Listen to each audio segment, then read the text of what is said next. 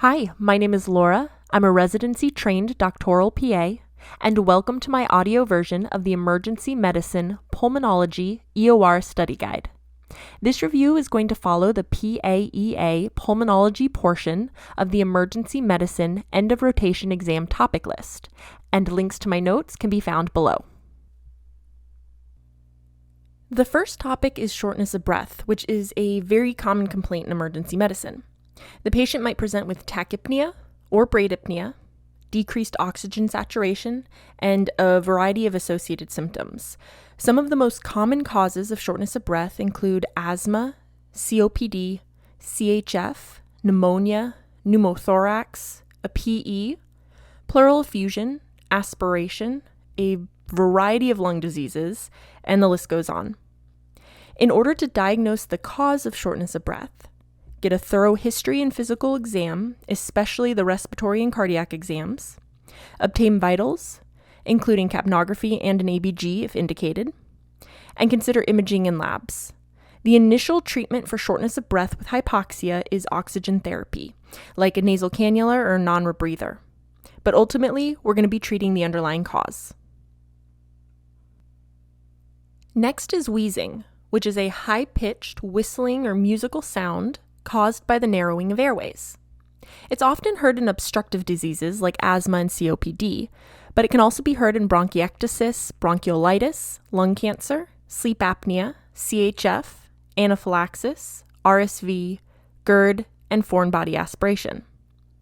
We treat this by treating the underlying cause, but one of the most common causes is asthma, so let's start there.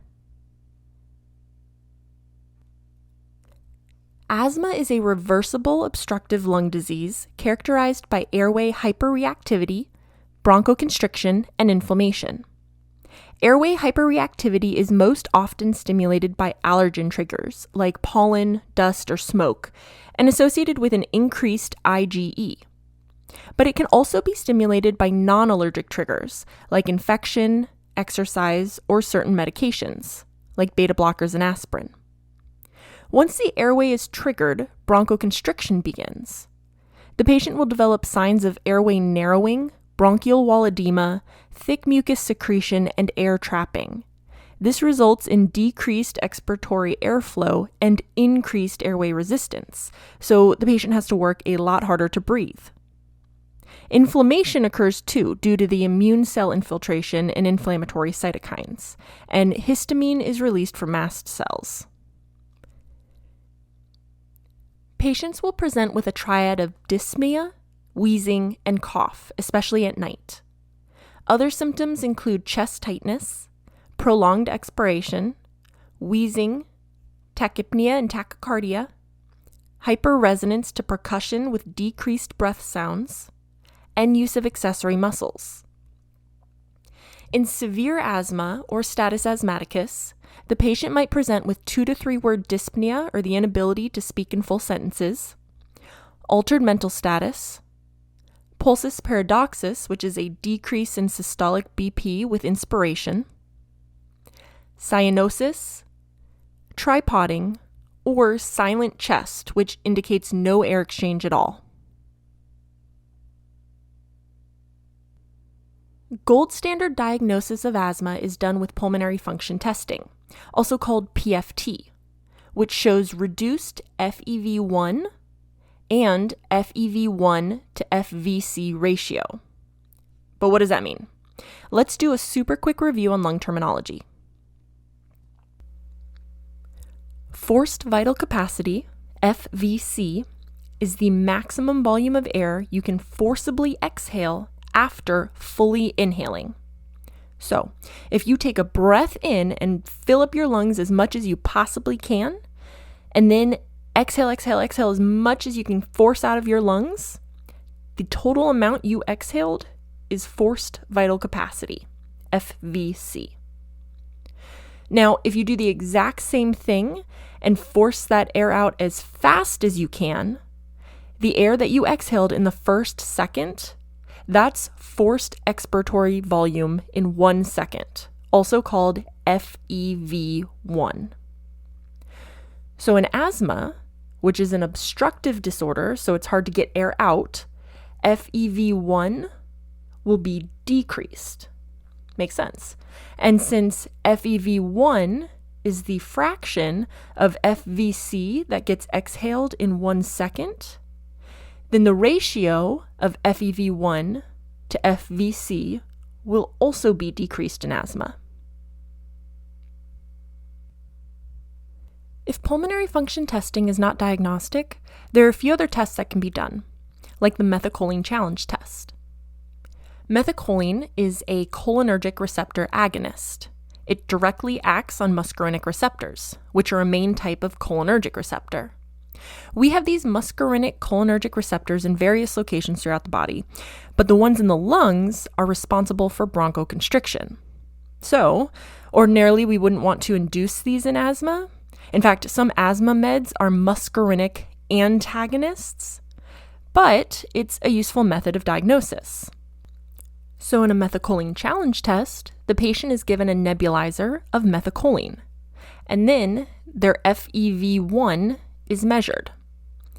In an asthmatic, their FEV1 will be decreased by 20% or more.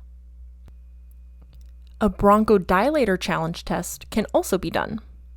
If giving a bronchodilator increases their FEV1 by 12% or more, then asthma is confirmed. Alternatively, an exercise challenge test can be done, which is exactly what it sounds like. In asthmatics, their FEV1 will decrease by 15% or more. So now let's talk about acute asthma exacerbation. The best and most effective way to assess severity or response to treatment in an acute asthma attack is by peak expiratory flow rate. That's the maximum flow rate during a forceful exhalation, starting from a full inspiration. Pulse oximetry should also be monitored, and preferably we want it above 94%, but less than 90% is indicative of respiratory distress. Arterial blood gas, or ABG, is also used to assess hypoxia and hypercapnia. In an asthma attack, patients are breathing quickly, breathing off all of that carbon dioxide, so CO2 is going to be lower. In fact, if CO2 starts to increase, this can actually indicate impending respiratory failure. Treatment in an acute asthma attack begins with oxygen, and then a short-acting beta-2 agonist. A short-acting beta agonist is also referred to as a SABA, S-A-B-A, and this is typically albuterol in the form of a nebulizer or a rescue inhaler. Albuterol acts as a bronchodilator, decreases bronchospasm, increases ciliary movement, and decreases airway edema. And it's often paired with ipratropium in a nebulizer, and this is referred to as a duoneb.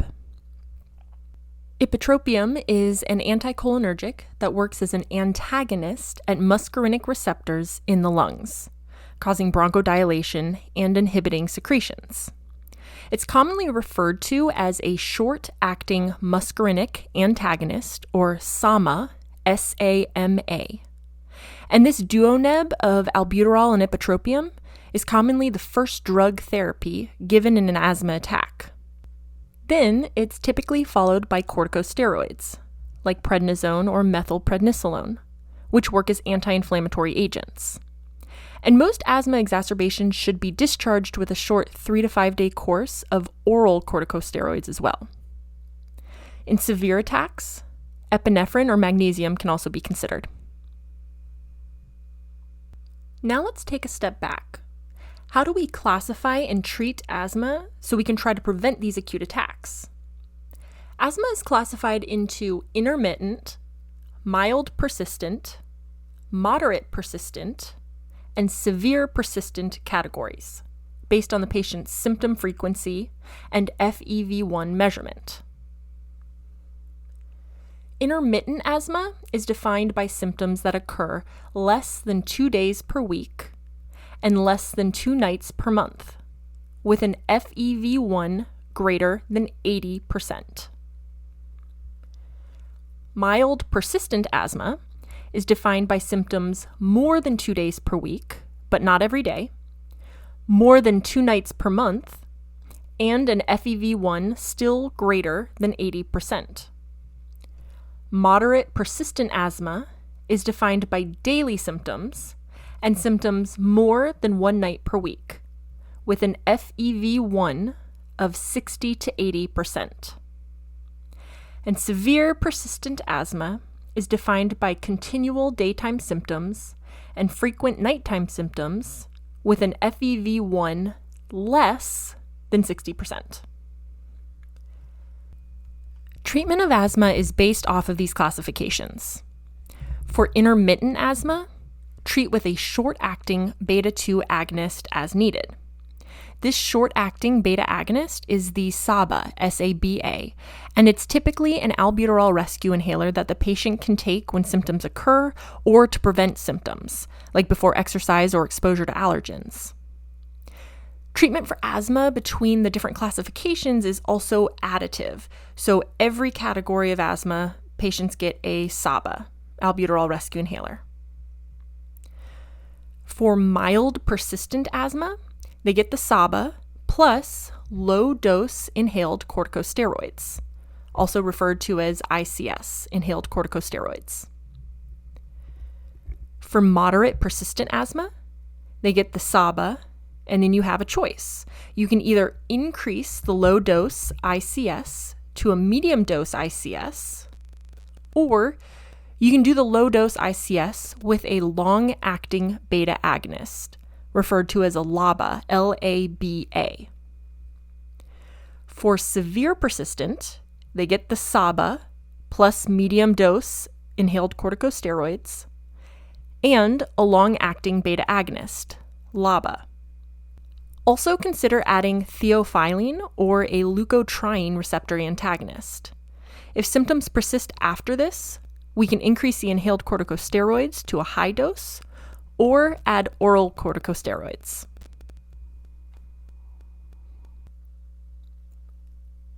Now let's move on to the flu. This is an acute respiratory illness caused by the influenza A or B virus. Flu is spread by airborne respiratory droplets, most commonly in the fall and winter months. And influenza A is associated with more severe infection. Patients present with an abrupt onset of fever, chills, myalgias, headache, cough, upper respiratory symptoms, and malaise. Diagnosis is usually clinical, but a rapid antigen test can be done by a nasal swab. There's also a serology test available, which is more accurate. Treatment is largely supportive, like NSAIDs and rest. Antiviral medications are an option for patients with high risk of complications, but they have to be initiated within 48 hours of symptom onset to be effective. Antivirals that work against influenza A and B are oseltamivir, which is Tamiflu, zanamivir, and ribavirin. Antivirals that only work against influenza A are amantadine and rimantadine, but these are not commonly used due to widespread resistance. Flu can also be prevented by an annual vaccine, which is recommended in everyone 6 months or older. The next topic is acute bronchitis, which is an inflammation of the bronchi and trachea that typically follows an upper respiratory infection. It's generally caused by a virus, most often adenovirus, but other viruses and some bacteria can be the culprit too. Acute bronchitis is characterized by a productive cough that usually lasts 1 to 3 weeks. Other symptoms include chest discomfort, shortness of breath, and fever. Diagnosis is usually clinical, and a chest x-ray isn't needed unless it's to rule out pneumonia, since these conditions can present similarly. But in acute bronchitis, chest x-ray is usually normal or nonspecific. Treatment is usually symptomatic: fluids, rest, NSAIDs or Tylenol, bronchodilators like albuterol, and in adults, antitussives might be used. Antibiotics are not usually indicated in acute bronchitis because The cause is normally viral, and because there's no statistical benefit in healthy patients. In patients who are elderly, immunocompromised, have chronic respiratory disease, or are not responsive to conservative treatments, then antibiotics can be considered. And if there's a history of underlying reactive airway disease, corticosteroids might be indicated. The next topic is acute bronchiolitis, which is an inflammation of the bronchioles, the smaller airways of the lower respiratory tract. It's most commonly seen in infants and children 2 months to 2 years, and it's most often caused by respiratory syncytial virus, or RSV, especially in the fall and winter months. Patients present with fever and upper respiratory symptoms for a couple of days that becomes respiratory distress with tachypnea, wheezing, and retractions. Diagnosis is made by nasal washing for RSV. Treatment of bronchiolitis is largely supportive, with humidified oxygen, fluids, and acetaminophen. Other medications aren't that beneficial, but nebulized albuterol or racemic epi can be tried.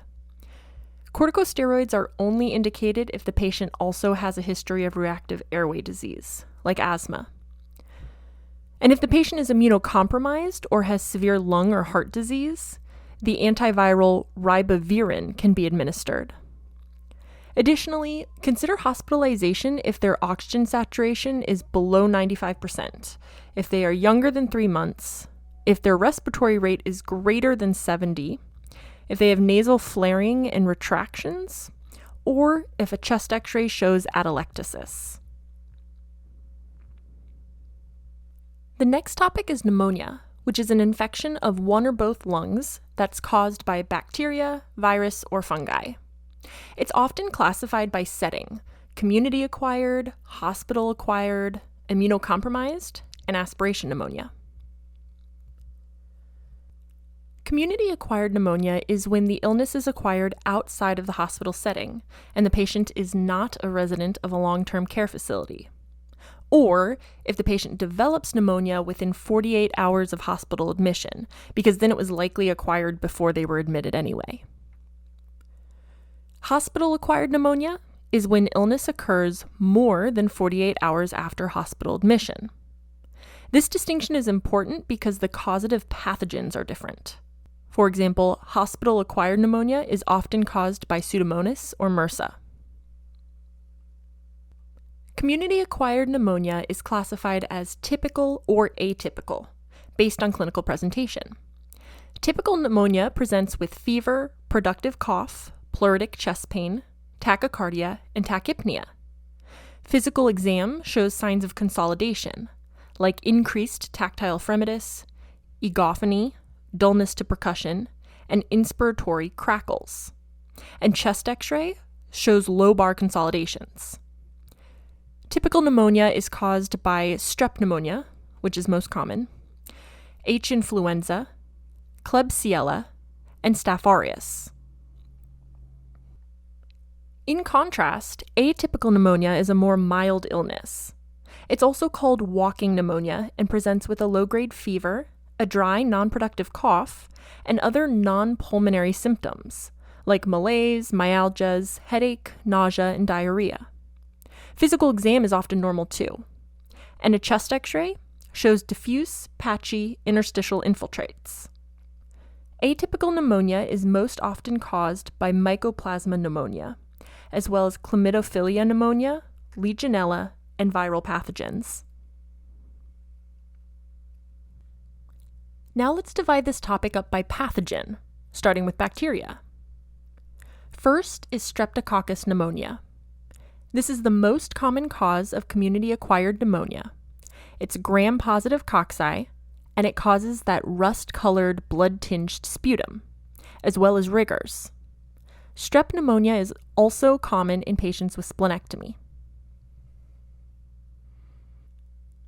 Next is Haemophilus influenza. This is the second most common cause of community-acquired pneumonia, and it's associated with underlying pulmonary disease, especially COPD and smokers. H-flu is a gram-negative rod. Next is Klebsiella pneumonia. another common cause of community-acquired pneumonia. It's a gram-negative rod and can cause currant jelly sputum. You can remember Klebsiella with the 3 A's. It's associated with alcoholics, aspiration, and abscesses. Abscess formation can result in lung cavitation, which shows up on chest x-ray as cavitary lesions, often of the right upper lobe. And it causes severe illness in alcoholics, chronically ill or debilitated patients, and those who aspirate. Next is Staphylococcus aureus, which is another cause of community-acquired pneumonia. This one is typically seen after a viral illness, like the flu. It's also associated with the immunocompromised, elderly, and IV drug users. Staph aureus are gram-positive cocci in clusters that cause salmon-colored sputum and often bilateral pneumonia. When it's methicillin-resistant, it's called MRSA, or methicillin-resistant Staph aureus, and this is a big concern in hospital-acquired pneumonia. When MRSA is suspected, additional antibiotics like vancomycin are added to the treatment regimen. Next is Mycoplasma pneumonia. This is the most common cause of atypical pneumonia, or walking pneumonia, and the most common cause in young adults.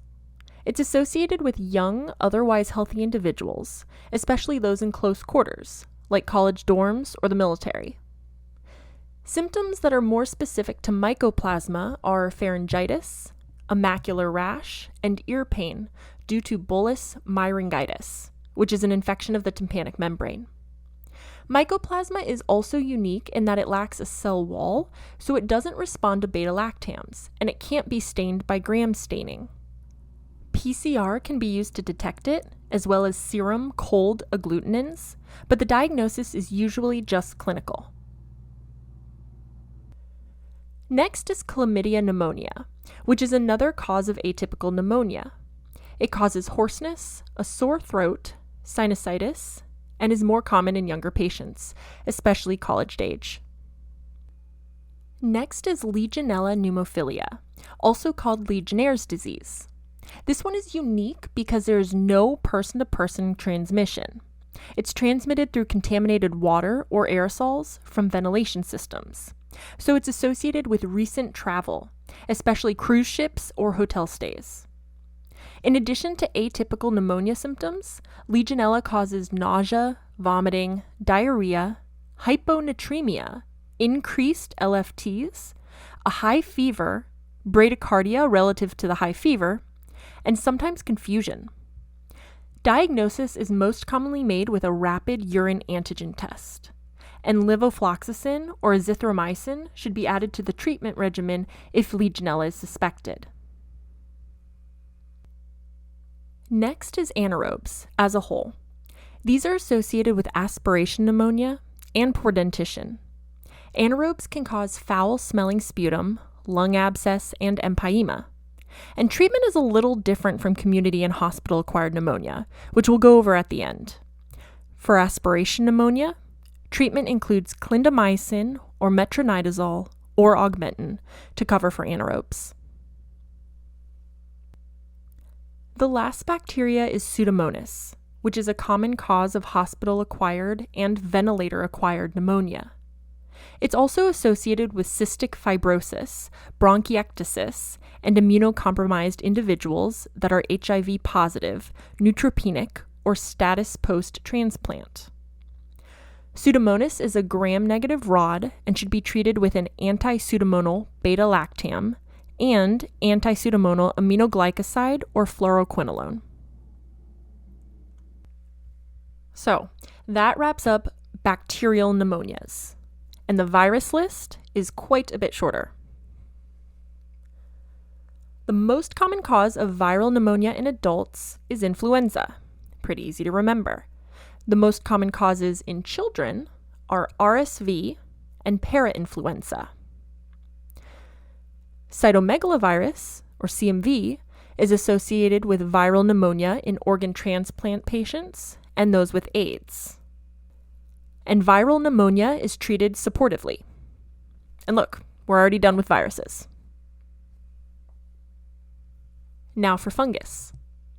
Fungal causes of pneumonia are predominantly a concern in immunocompromised patients with HIV. First is Pneumocystis jirovecii, also called PJP, Pneumocystis jirovecii pneumonia, which is the most common opportunistic infection in HIV, especially with a CD4 count below 200. But it doesn't cause disease in immunocompetent patients. So in HIV patients, symptoms include fever, dyspnea, non-productive cough, and oxygen desaturation with exertion. Diagnosis is normally done with a chest X-ray, which shows diffuse bilateral interstitial infiltrates. A definitive diagnosis can be made with a bronchoalveolar lavage or sputum specimen. Treatment is Bactrim, and prednisone can be added for hypoxia. And all HIV patients with CD4 counts below 200 should get prophylactic Bactrim to prevent this infection. Next is Histoplasma capsulatum, which is a common opportunistic infection in HIV patients with a CD4 count less than 150. It's associated with soil contaminated with bird or bat droppings, particularly in the Mississippi and Ohio River valleys. You can remember that by hiss on the miss. It's also seen in spelunkers, those who explore caves, and excavators in those areas. Most cases of histoplasmosis are asymptomatic, but flu-like symptoms can occur. In immunocompromised patients, however, it can disseminate, causing fever, hepatosplenomegaly, and multi-organ failure.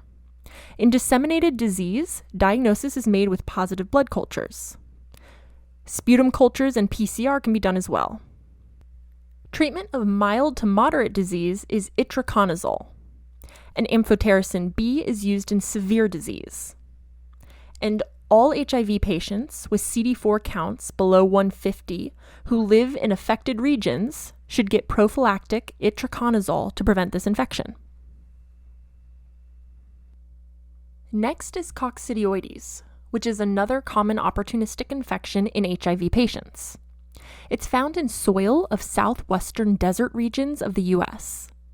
It generally causes a mild flu-like illness, but can also cause valley fever, which includes arthralgias, pain and swelling of the knees and ankles, erythema nodosum, erythema multiforme, and a maculopapular rash. In immunocompromised individuals, it can cause disseminated disease that most often causes meningitis, but can affect any organ, especially the lungs. A chest X-ray will show cavitations, miliary pneumonia, abscesses, and nodules. And the initial diagnostic test is typically IgM and IgG antibodies, but definitive diagnosis is by cultures. Most cases are mild and don't require any treatment. Moderate cases can be treated with fluconazole or itraconazole, and severe disease is treated with amphotericin B. Next is Cryptococcus, which is yet another common opportunistic infection specifically in HIV patients with a CD4 count less than 100. This is an encapsulated budding yeast that's transmitted through inhalation of bird or pigeon droppings. Cryptococcus can cause meningitis or pneumonia, and the pneumonia presents with cough, dyspnea, and skin lesions might be present if it's disseminated. Treatment is amphotericin B plus flucytosine plus fluconazole. And HIV patients with CD4 counts below 100 sometimes get prophylactic fluconazole, but routine prophylaxis is not always indicated. And that wraps up the fungal pneumonias. So diagnosis of pneumonia starts with a chest X-ray, but it might include a CT scan as well. Remember, chest X-ray of typical pneumonia has lobar consolidations, and atypical pneumonia has diffuse patchy infiltrates. If there's an abscess formation on imaging, it's more likely to be caused by Staph aureus, Klebsiella, or anaerobes. And upper lobe cavitations or bulging fissure is more likely Klebsiella from aspiration. In fact, upper lobe pneumonia in general is associated with aspiration. For patients that get admitted, blood cultures can be done, as well as a sputum culture, but the usefulness of that's debated. Gross sputum, however, can help identify the pathogen. For instance, rust-colored sputum is likely strep pneumonia. Currant jelly sputum tends to be Klebsiella. Green sputum is seen in H. flu or Pseudomonas, and foul-smelling sputum tends to be anaerobes. Urine antigen testing is used for Legionella and Staph aureus, and nasal swabs can be done to rule out or rule in certain viruses. Once a diagnosis is made, then we have to decide whether or not to admit the patient to the hospital. This is typically a clinical judgment, but there are 2 scores that can help with that decision: the Pneumonia Severity Index and CURB 65. Also consider hospitalizing patients with multilobar pneumonia, neutropenia, and complicated comorbidities. We already discussed viral and fungal treatment, so now we're going to focus on antibiotic management for bacterial pneumonia. Community-acquired outpatient treatment is a macrolide or doxycycline. Community-acquired inpatient treatment is a beta-lactam, like ceftriaxone, plus a macrolide. If they're in the ICU, they can still get the beta-lactam plus macrolide, or they can get the beta-lactam plus a broad-spectrum fluoroquinolone. Now for hospital-acquired pneumonia, treatment is an anti-pseudomonal beta-lactam, like piperacillin tazobactam, plus an anti-pseudomonal aminoglycoside or fluoroquinolone. If MRSA is suspected, add vancomycin or linezolid. If Legionella is suspected, add levofloxacin or azithromycin. And if pneumocystis pneumonia is suspected, add Bactrim. Finally, there are 2 pneumococcal vaccines to know. The Prevnar PCV13 vaccine is given as a 4-dose series during childhood, and the Pneumovax PPSV23 vaccine is given in adults age 65 and older.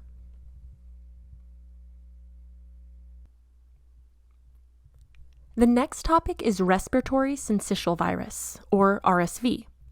This is a viral pathogen that causes acute respiratory illness, especially in pediatrics.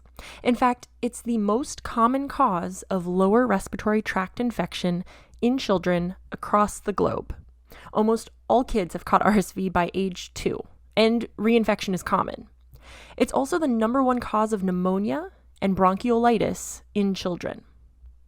While a mild case can resolve within a week, symptoms can actually persist for months or more in severe cases. Outbreaks in the US are most common during the fall and winter months. Symptoms of RSV include rhinorrhea or runny nose, wheezing, coughing, fever, and respiratory distress.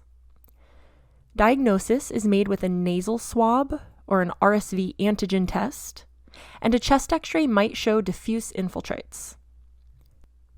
Treatment varies by severity. Start with supportive measures like humidified oxygen, albuterol neb, and antipyretics like Tylenol. You might see steroids prescribed, but this is controversial.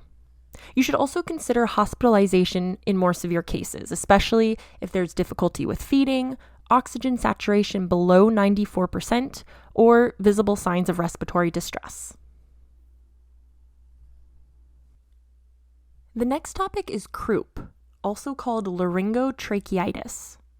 Croup is inflammation of the upper airway, typically the larynx and trachea, due to a viral infection. The most common culprit is parainfluenza virus, but other causes include adenovirus and rhinovirus. It most commonly affects children between 6 months and 6 years of age, and it's more common in the fall and winter months. The hallmark symptom of croup is a barking cough, also described as a seal-like cough. They might also have hoarseness, stridor, both inspiratory and expiratory stridor, upper respiratory symptoms, fever, or dyspnea. Diagnosis is typically made clinically, but it's important to rule out other more severe problems like epiglottitis and foreign body aspiration first. If a chest x-ray is done, then a steeple sign might confirm the diagnosis. Steeple sign can show up on a PA x-ray, or posterior anterior x-ray, as a narrowing of the trachea in the subglottic region. This narrowing kind of makes the shape of a pointed steeple on the x-ray. Treatment depends on severity. For mild croup with no respiratory distress, start with cool, humidified air. If it's wintertime, depending on your logistics, sometimes taking the kiddo outside into the cold air can actually help. If their oxygen saturation is low, give supplemental O2. And dexamethasone can also be very effective. This is a steroid that can be given PO or IM and significantly decreases the swelling of the larynx within 6 hours of the first dose. Also give an antipyretic like Tylenol if it's needed. Generally, these patients can be discharged home. For moderate croup, patients with stridor or signs of increased respiratory effort, give dexamethasone, PO or IM, and supplemental O2 as needed. You can also consider nebulized racemic epinephrine here, but monitor these patients for a few hours after giving this. If they improve appropriately, discharge home might be reasonable. For severe croup, those with stridor at rest, retractions, and respiratory distress, give the dexamethasone, give the nebulized epinephrine, and then admit them to the hospital. The next topic is acute epiglottitis, which is inflammation of the epiglottis. This one is particularly dangerous since it can actually obstruct the airway. Epiglottitis is a medical emergency, and death can result from asphyxiation. It's most commonly caused by Haemophilus influenza type B, and it's more common in children ages 3 months to 6 years, especially those that aren't vaccinated against Haemophilus influenza. Clinically, epiglottitis presents with the 3 Ds: dysphagia, drooling, and distress, respiratory distress. They'll have a fever, a hoarse or muffled voice, inspiratory stridor, pharyngitis, dyspnea, and tripoding. Definitive diagnosis is made by laryngoscopy for direct visualization, which will show a cherry red epiglottis with swelling, but this is dangerous because it can provoke spasm. So, another option is a lateral cervical x-ray, which will show a thumbprint sign, and that's the enlarged swollen epiglottis. Treatment is centered around maintaining that airway. Keep children calm and in a position of comfort, and keep tracheal intubation equipment nearby. Dexamethasone can reduce airway edema, and antibiotics should include ceftriaxone or cefotaxime. The next topic is pertussis, also known as whooping cough. This is a very contagious bacterial infection caused by Bordetella pertussis, which is a gram-negative coccobacillus. It's somewhat rare nowadays due to vaccination, but would most likely be seen in children under 2. This infection has 3 phases. So after about a week to a week and a half incubation period, the first phase is the catarrhal phase. This phase is the most contagious, and it's characterized by upper respiratory symptoms like nasal congestion and cough, lasting about a week or 2. The second phase is the paroxysmal phase, and it's characterized by severe paroxysmal coughing fits with that namesake inspiratory whooping sound. Oftentimes, these coughing fits are so severe that it actually induces vomiting. And this phase lasts anywhere from 2 to 6 weeks. The third and final phase is the convalescent phase, which is basically the resolution of the illness. Lastly, a few complications can arise from whooping cough. These include pneumonia, encephalopathy, otitis media, sinusitis, and seizures. Gold standard diagnosis is a PCR of a nasal swab. A CBC with differential will also show a high white blood cell count with lymphocytosis, 60 to 80% lymphocytes. Treatment is mostly supportive with oxygen, nebulizers, etc. Antibiotics are only effective in the first week of illness, and since most patients don't present until later, they're normally not going to be given. If antibiotics are given, macrolides like erythromycin or azithromycin are the drug of choice. And sometimes these are given to exposed contacts like the patient's family members. The next topic is tuberculosis. Tuberculosis is caused by infection with Mycobacterium tuberculosis, which leads to granuloma formation in the lungs. Mycobacteria are rod-shaped aerobes with a particularly waxy cell wall due to mycolic acid production. Because of this waxy cell wall, they are considered acid-fast, since they can hold on to dye despite being exposed to alcohol, which also means they can't be gram-stained, since that uses alcohol. So an acid-fast stain is used to detect Mycobacterium, but we'll cover this when we go over diagnosis. Risk factors for TB, or tuberculosis, include HIV, other immunodeficiencies, immigration from an endemic area, immunosuppression, malnutrition, and close proximity to TB patients, such as those in healthcare, prisons, the unhoused, etc. This is because the pathogen is transmitted through airborne droplets.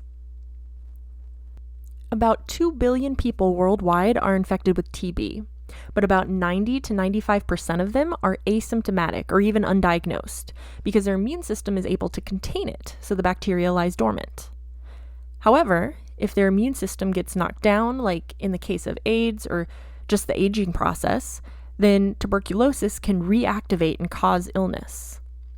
So there are essentially 3 different classifications of tuberculosis infection: primary TB, chronic or latent TB, and secondary or reactivation TB.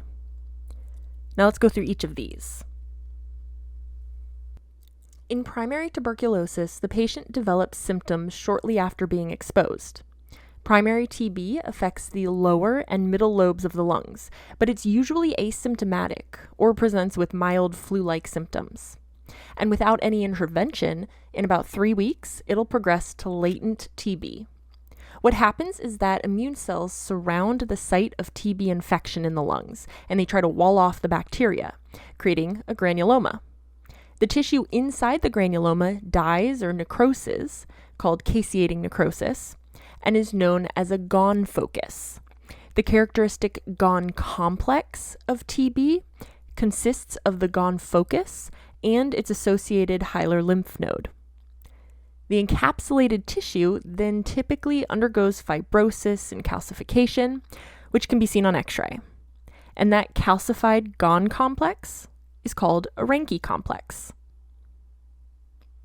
In some patients, this whole process of walling off the bacteria actually kills the mycobacteria and resolves the tuberculosis. But in other patients, the bacteria remains viable but dormant. This is called latent TB, which is always asymptomatic and not contagious. However, when the immune system is compromised, the Gone focus reactivates, causing reactivation or secondary TB. The secondary infection spreads to the upper lobes of the lung, where there's higher oxygen content. Memory T cells release cytokines to fight the infection, but this causes more areas of caseating necrosis. And this time around, those areas of tissue necrosis tend to cavitate, forming cavitary lesions that can allow the bacteria to spread through the lymphatic or vascular systems to the rest of the body. When TB spreads outside of the lungs, this is termed miliary TB. So now let's talk about symptoms. When tuberculosis is active, pulmonary TB presents with chronic productive cough, pleuritic chest pain, fever and chills, night sweats, weight loss, and sometimes hemoptysis. A physical exam will show signs of consolidation. Extrapulmonary TB, when the bacteria has spread throughout the rest of the body, can affect any organ. So common extrapulmonary symptoms include meningitis when the meninges are affected, Pott's disease when the lumbar vertebrae are affected, Addison's disease when the adrenal glands are affected, hepatitis in the liver, lymphadenitis in the neck, and pericarditis. Tuberculosis can be screened for with a PPD test, which stands for Purified Protein Derivative. As a healthcare student, you probably had to go get one of these before going out on clinical rotations. It contains tuberculin, which is a component of the tuberculosis bacteria. They inject it intradermally on the forearm, and then it has to be read or assessed in the next 48 to 72 hours. If you've been exposed to TB previously, the immune system causes a little local induration. When assessing the results of this test, only the induration is being measured, not the erythema. Redness is not a positive test result. So in a healthy individual, they're considered positive, and we need to treat them if the induration is 15 millimeters or greater. We treat patients with a 10 millimeter or greater induration if they have risk factors, like if they are recent immigrants from an endemic area, if they're IV drug users, residents or employees of a high-risk setting like prisons or hospitals, or children under 5 years old who are exposed to adults in any of these categories. And in those with a 5 millimeter or greater induration, we treat them only if they are HIV positive, had recent TB contact, have chest x-ray findings consistent with prior TB, or are otherwise immunosuppressed. An alternative to the PPD test is the interferon gamma release assay, or IGRA. This one is a blood test, and it's more specific to tuberculosis. It's useful because a lot of children around the world receive the BCG vaccine, which protects against TB. But it can also cause a false positive PPD skin test. So, screening for these individuals is done with this IGRA blood test. So that was tuberculosis screening. Now on to diagnosis. If you suspect TB in a symptomatic patient, collect either sputum samples or samples from bronchoalveolar lavage, which go to the lab for an acid-fast smear, staining, and culture. The gold standard diagnosis is acid-fast bacilli, or AFB, cultures, and TB can be ruled out after 3 negative smears. Chest x-rays can also be used to rule out active TB, such as in the case of a newly positive PPD skin test. Tuberculosis has some common x-ray characteristics. For example, primary TB presents as consolidation in the middle or lower lobes. Reactivation TB presents as fibrocavitary disease in the upper lobes. Miliary TB presents as small millet seed-like nodular lesions. TB pleurisy occurs when tuberculosis infection causes a pleural effusion. And then, of course, granulomas, Gone complex, and Reinke complex are all signs of TB. Treatment of active TB can be remembered with the acronym RIPE, R-I-P-E. And this stands for rifampin, isoniazid, pyrazinamide, and ethambutol. There are a few things to know about each of these drugs. Rifampin causes red-colored bodily secretions like tears and urine. Isoniazid can cause peripheral neuropathy and sideroblastic anemia, which can be prevented by giving vitamin B6. It can also cause hepatitis and drug-induced lupus. Pyrazinamide can cause hepatitis and hyperuricemia. And ethambutol can cause optic neuritis and peripheral neuropathy. Some ways that I remember this are that rifampin starts with an R and so does red. Rifampin causes red-colored secretions. And ethambutol starts with an E, and so does I. So ethambutol causes optic neuritis. Additionally, sometimes ethambutol is switched out for streptomycin. And possible side effects to know for streptomycin are possible ototoxicity and nephrotoxicity. So now on to prescribing these medications. When treating active TB, patients get the RIPE regimen for 6 months total. So we say that they get 4 drugs for 2 months and then 2 drugs for 4 months. And I'll explain this. So they basically get all 4 medications, rifampin, isoniazid, pyrazinamide, and ethambutol for the first 2 months. All drugs for the first 2 months. Then after that, they typically continue just rifampin and isoniazid for another 4 months. So just those 2 for the last 4 months. In patients with latent TB, meaning they are asymptomatic with a positive PPD skin test and no evidence of active infection on imaging, treatment reduces the risk of reactivation TB in the future. Latent TB treatment is isoniazid for 9 months, and normally vitamin B6 is added on too. One last thing. There is growing concern about multi-drug resistant and extremely drug-resistant strains of TB that are particularly difficult to treat. We won't go into that here, but just be aware that it exists. The next topic is pleuritic chest pain. Pleuritic chest pain is characterized as sharp or stabbing pain that's exacerbated with inspiration, especially deep breathing, coughing, or sneezing. It's caused by inflammation of the pleural tissue that lines the lungs and the chest cavity. Common causes include pulmonary embolism, costochondritis, pneumothorax, pericarditis, viral causes, and musculoskeletal etiologies. The next topic is hemoptysis, which is coughing up blood or blood-tinged sputum from the airway.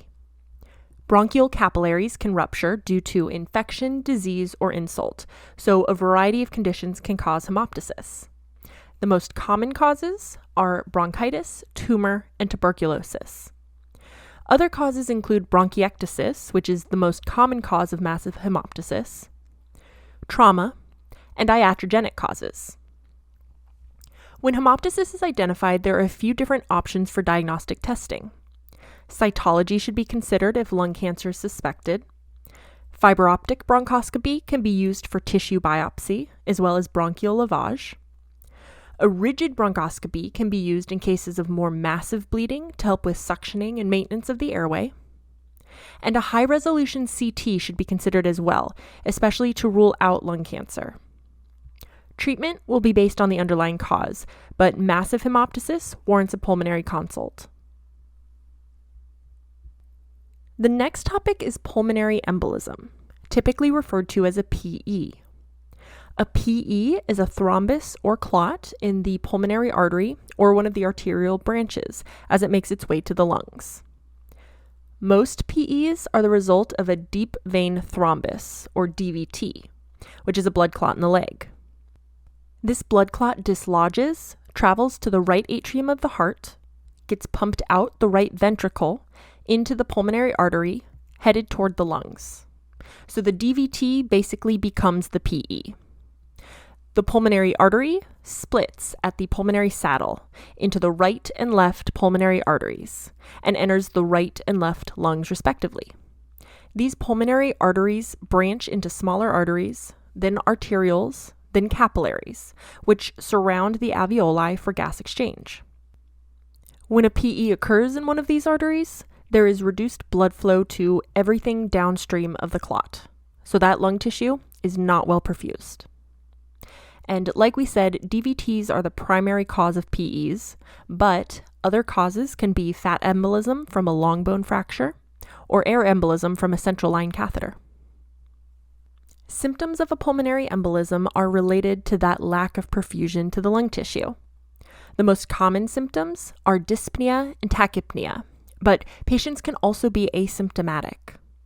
The classic triad is dyspnea, pleuritic chest pain, and hemoptysis, and they can often have tachycardia and a cough too. It's particularly common in post-op patients, and these patients will present with sudden tachypnea, tachycardia, and sometimes shortness of breath. In severe cases of massive PEs, patients can present with syncope, hypotension, and even PAEA arrest. On physical exam, you'll likely have a normal pulmonary exam, although rales or a pleural friction rub are possible. If the patient has a DVT present, they might present with Hohmann's sign, which is calf pain with dorsiflexion. But these exam findings are nonspecific, so it's important to get a good history and identify any risk factors. Virchow's triad is a good way to remember the risk factors that contribute to clot development. First is stasis, or slowed blood flow, which can occur during inactivity like bed rest or travel. Second is hypercoagulation, which can arise from genetic conditions, from surgery, or from certain medications like birth control pills. And the last factor of Virchow's triad is damage to blood vessels, which can occur with trauma, infection, chronic inflammation, or exposure to toxins like cigarettes. Additionally, Wells score can be used to assess the probability of a PE. Diagnosis is based on imaging. The initial test for a suspected PE is a helical CT scan. The gold standard is pulmonary angiography, where contrast dye is used to visualize blockages in the pulmonary vessels. Another option is a ventilation perfusion scan, or VQ scan, which identifies areas of the lung that are ventilated but not perfused. A VQ scan could be used if a CT is contraindicated. Lastly, a Doppler ultrasound can be done to identify lower extremity DVTs, since about 70% of patients with a PE will also have a DVT present. Oftentimes, other tests are done while ruling in or out a PE, so let's go over those too. A chest x-ray is generally going to be normal. However, there are two classic but fairly rare signs to know about. Westermarck's sign is avascular markings distal to the clot on the chest x-ray. And Hampton's hump is a wedge-shaped infiltrate on chest x-ray. Again, these are very rare. EKG will generally show sinus tachycardia, and nonspecific ST or T changes are possible too. The EKG finding that's most specific for a PE is called S1Q3T3, but you won't see it with every PE, so you can't really rely on this finding. An ABG, or arterial blood gas, will initially show respiratory alkalosis due to the tachypnea, and then respiratory acidosis can occur later on. Another possible lab is a D-dimer test, which detects fibrin breakdown products. This test is only useful if it's negative and there's a low suspicion for PE. Then PE can be ruled out. However, a positive D-dimer can be related to a lot of other factors, so a positive D-dimer does not mean that there's a PE. It just means you cannot rule out a PE. Now let's review diagnosis. If you do suspect a PE, order a CT scan. If the CT scan is normal, rule out PE. If the CT scan is positive, then treat for PE, which we'll go over in a minute. If the CT is indeterminate, order pulmonary angiography or a lower extremity Doppler ultrasound. If you do not suspect a PE, order a D-dimer to rule it out. If D-dimer is negative, rule out PE. If D-dimer is positive, order a CT scan. Sometimes small clots can resolve on their own and the body will break them down, but oftentimes treatment for PE is necessary, especially if the patient is symptomatic. Treatment is usually anticoagulation, unless it's contraindicated, and you can start with heparin, sub-Q or IV. Why? Because heparin is short-acting and it takes effect relatively quickly. This is known as a heparin bridge because eventually these patients will be put on a longer-acting oral anticoagulant. There are two options for heparin: low molecular weight heparin and unfractionated heparin. Unfractionated heparin is just heparin. It binds to and it accelerates the enzymatic activity of natural antithrombin 3, which inhibits thrombin and other clotting factors. It's usually given as continuous IV drip for these patients and has a short duration of action of about an hour. The dose is monitored and adjusted using a blood test called Activated Partial Thromboplastin Test, or APTT. If for whatever reason heparin needs to be reversed, protamine sulfate is the antidote. I'll also mention here that you might have seen unfractionated heparin given sub-Q as well. This route is for DVT prevention, but for a pulmonary embolism, it's usually given IV. Lastly, a possible complication of heparin is heparin-induced thrombocytopenia, or HIT. This is a serious immune-mediated complication in which platelets are activated and begin clotting. It's the exact opposite of what we want for these patients.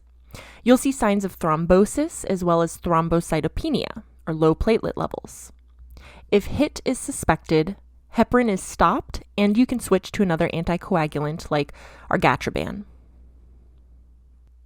So we said unfractionated heparin is just heparin.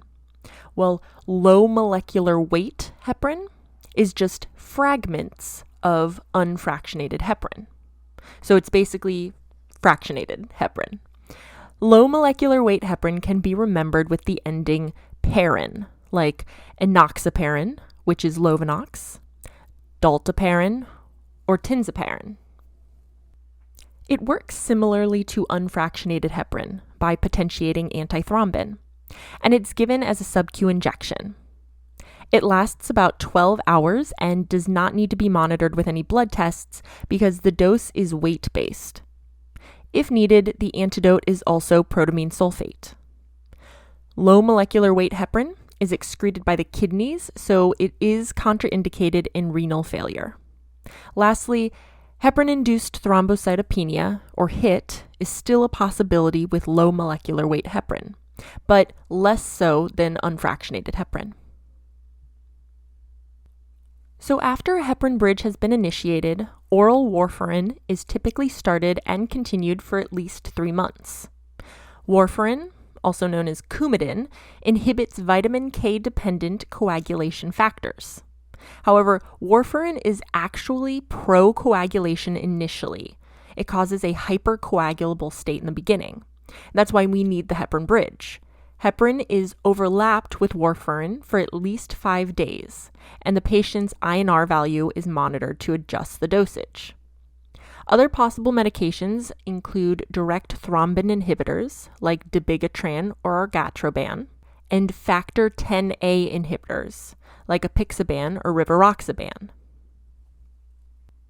But what if anticoagulation is contraindicated or ineffective? Well, if the patient is hemodynamically stable and anticoag medication is contraindicated, then an IVC filter should be placed. An IVC filter is a device that's placed in the inferior vena cava, or IVC, below the renal veins, and it's designed to catch any clots traveling from the legs to the heart. So it won't treat the current PE, but it will prevent further DVTs from traveling to the lungs and becoming PEs. If the patient is hemodynamically unstable or they have a massive PE, there are a few additional courses of action. First, thrombolysis of the clot should be initiated using a drug like alteplase, streptokinase, or urokinase. Ideally, this will resolve the clot over the next 24 hours. However, if thrombolysis is unsuccessful or contraindicated, then an embolectomy can be done to directly remove the clot. So to summarize the treatment section, for a hemodynamically stable patient with a PE, Start anticoagulation via a heparin bridge, then transition to an oral anticoagulant like warfarin for at least 3 months. If anticoagulation is contraindicated, then an IVC filter should be placed.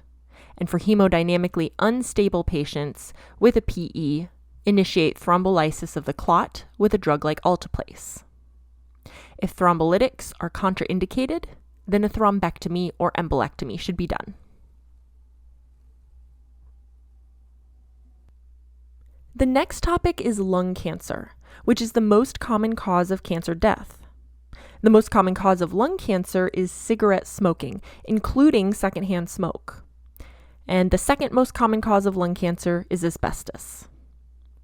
Lung cancer can be asymptomatic, or it can present with cough, hemoptysis, dyspnea, anorexia, and weight loss. Lung cancer can be divided into small cell carcinoma, and then all the others, referred to as non-small cell carcinoma. Non-small cell accounts for the majority of lung cancer, and it includes 4 subtypes: adenocarcinoma, squamous cell carcinoma, large cell carcinoma, and carcinoid tumor. The most common type, about 40% of all lung cancers, are adenocarcinoma. These are peripherally located, presenting with a peripheral mass, and they arise from the mucus glands.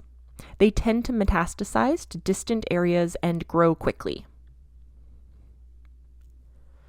Squamous cell carcinoma is bronchial in origin, so it's centrally located. It can present with hemoptysis and might be picked up on a sputum cytology. Squamous cell carcinoma causes necrosis and cavitary lesions, as well as PANCE tumors at the superior sulcus of the lung. These tumors can cause shoulder pain, atrophy of the arm muscles, and Horner's syndrome, which is a unilateral facial anhidrosis, meaning no sweating, ptosis, and meiosis. Squamous cell carcinoma causes hypercalcemia too, due to elevated parathyroid hormone-related peptide. Large cell carcinoma, also referred to as anaplastic carcinoma, is a very aggressive cancer with a poor prognosis. It's peripherally located and it doubles in size very quickly. It's also associated with gynecomastia and galactorrhea. Lastly, carcinoid tumors are much more rare. They're low-grade, slow-growing neuroendocrine tumors with low metastasis. Carcinoid tumors most often occur in the GI tract, but the lungs are the second most common site. They secrete serotonin, ACTH, ADH, and melanocyte-stimulating hormone. Most cases are asymptomatic, but might present with wheezing or cough, SIADH, Cushing's syndrome, or obstruction. Carcinoid syndrome can also occur. This is characterized by diarrhea due to the increased serotonin, as well as flushing, tachycardia, bronchoconstriction, and hemodynamic instability due to increased bradykinin and histamine. So that covers the 4 non-small cell carcinomas. Now let's move on to small cell, sometimes called oat cell carcinoma. About 15% of all lung cancers are small cell carcinoma. They're centrally located, highly aggressive, and metastasize very early, so most of the time they've already metastasized by the time they're found. They're associated with SIADH, Cushing's syndrome, and Lambert-Eaton syndrome. You can remember this by the first letters in the words small cell lung, SCL. S for small is also for SIADH. C for cell is also for Cushing, and L for lung is also for Lambert-Eaton syndrome. The SIADH and Cushing's cause hyponatremia and hypercalcemia, respectively, and Lambert-Eaton syndrome is a muscular weakness that improves with continued use. Small cell carcinoma is also associated with superior vena cava syndrome, which is when the superior vena cava is obstructed by a tumor, causing facial and arm edema, dilated anterior chest veins, and JVD. Obstruction can also lead to phrenic nerve palsy, recurrent laryngeal nerve palsy, and hoarseness, and Horner syndrome. Before we go on, a trick I use to remember which lung cancers are located centrally versus peripherally is that if they start with an S sound, like squamous cell or small cell, then they are centrally located, which also has an S sound, so like centrally located. So squamous cell and small cell, these are centrally located, and the rest are located peripherally. The initial test for lung cancer is a chest X-ray. Then a CT is used for staging. A biopsy is used for definitive diagnosis and to determine the histological type. Sputum cytology and bronchoscopy can be used for central lesions, and a transthoracic needle biopsy is used for peripheral lesions. Treatment is broken down into small cell and non-small cell again. In general, the non-small cell carcinomas are treated with surgery. Stage 1 and 2 get surgical resection, and stage 3 gets chemo and then surgery. Stage 4 is mostly palliative. In contrast, the treatment of choice for small cell carcinoma is chemotherapy plus or minus radiation. Small cell cancer is not treated with surgery because it's usually already spread by the time it's found. So small cell gets chemo and non-small cell gets surgery. The next topic is pleural effusions. A pleural effusion is the accumulation of excessive fluid in the pleural space, which is the space between the lungs and the chest wall. The parietal pleura line the chest wall, and the visceral pleura line the lungs. Normally, there's just a little bit of lubricating fluid in this space to prevent friction between the pleura as you breathe. If excessive fluid begins to accumulate in this space, it can cause symptoms of dyspnea or pleuritic chest pain, but it can also be asymptomatic as well. Physical exam will have decreased tactile fremitus, decreased breath sounds, and dullness to percussion. There might also be a pleural friction rub on auscultation. Pleural effusions can either be transidative or exudative. Transidative is a result of increased hydrostatic pressure or decreased oncotic pressure. Congestive heart failure is by far the most common cause of transidative pleural effusions. Nephrotic syndrome and cirrhosis are other causes. Exudate is a result of increased vascular permeability that occurs with inflammation and contains increased plasma proteins, white blood cells, platelets, and sometimes red blood cells. The most common causes of exudative pleural effusions are infection, pneumonia, malignancy, pulmonary embolism, and tuberculosis. Diagnosis starts with a lateral decubitus chest X-ray, which means that the patient is on their side with the affected lung down. This allows for better visualization of smaller effusions. A thoracentesis is the test of choice, and pleural fluid gets analyzed for chemistry, cell count, cultures, and cytology. With this information, Light's criteria can be used to differentiate between transidative or exudative effusions.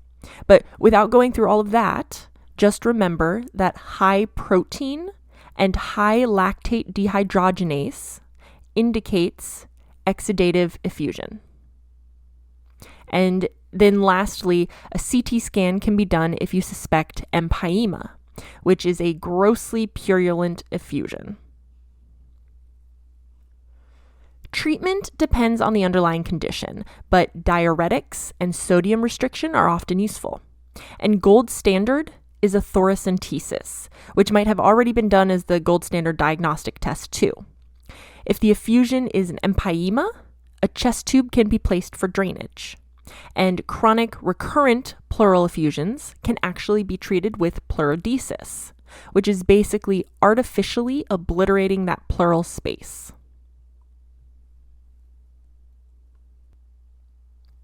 The next topic is pneumothorax. A pneumothorax is defined as air trapped within the pleural space, which again is the space between the lungs and the chest wall. The parietal pleura line the chest wall, and the visceral pleura line the lungs. Normally, this space has just a little bit of lubricating fluid to prevent friction between the pleura as you breathe. And it also has a slightly negative pressure. But if this space gets punctured and air moves in, that negative pressure is lost, so the lung begins to pull inward and collapse. A collapsed lung can cause pleuritic chest pain on the affected side, dyspnea, decreased oxygenation, decreased lung sounds on the affected side, as well as hyperresonance to percussion, decreased tactile fremitus, tachycardia, and tachypnea. If it progresses to a tension pneumothorax, there might be increased jugular venous pressure, pulsus paradoxus, deviated trachea, and hypotension too. There are a few different classifications of pneumothorax, but they're all pretty self-explanatory. A spontaneous pneumo is idiopathic and atraumatic. It just occurs due to blood rupture spontaneously. A primary spontaneous pneumo is where there is no underlying lung disease, and it's most common in tall, thin males. Secondary spontaneous pneumo occurs when there is an underlying disease, like COPD or asthma. Another classification is traumatic, in which the pneumothorax is the result of trauma. This might be iatrogenic, like if we crack a rib during CPR and cause it, or from other trauma, like a penetrating injury. And finally, a tension pneumothorax is any type of pneumo where the pressure of the air inside the pleural space causes a mediastinal shift to the contralateral side, to the good side. This is life-threatening.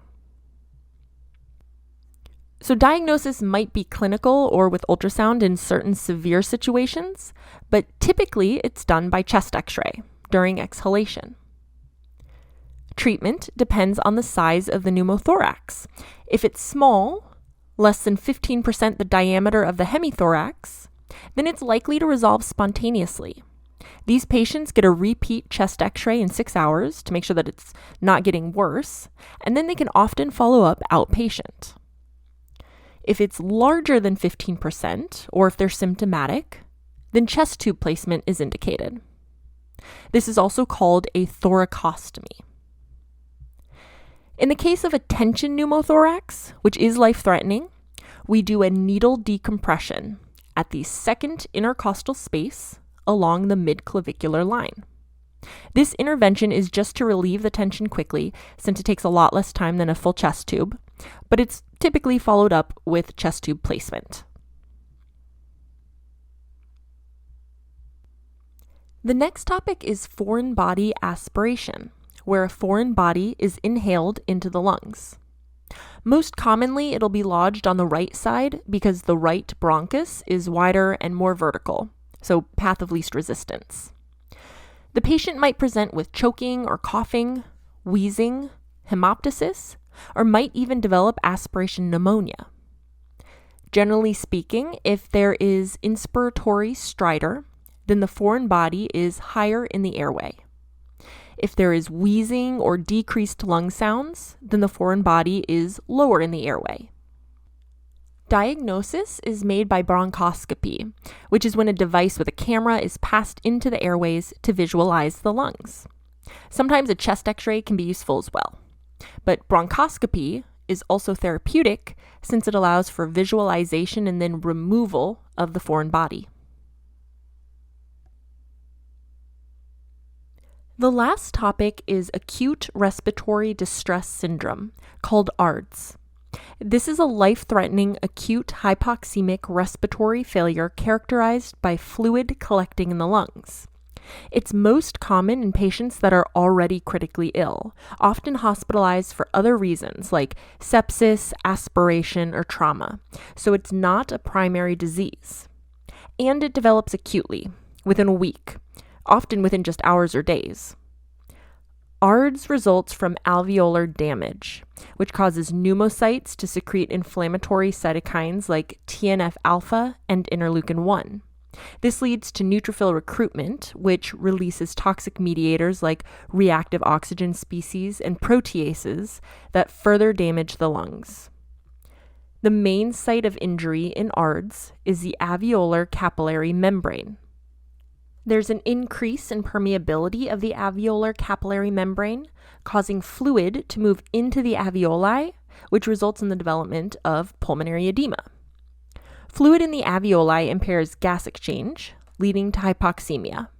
It washes away the surfactant on the alveoli to the point where the surfactant cannot reduce surface tension anymore, allowing the alveoli to collapse. And lastly, dead cells and protein-rich fluid start to build up in the alveoli and form a waxy hyaline membrane, further impairing gas exchange and worsening hypoxemia. Symptoms of ARDS are predominantly acute dyspnea and hypoxemia, but they can also include fever, tachypnea, chest pain, cyanosis, hypotension, and other signs of organ failure. ARDS frequently leads to shock due to the hypotension.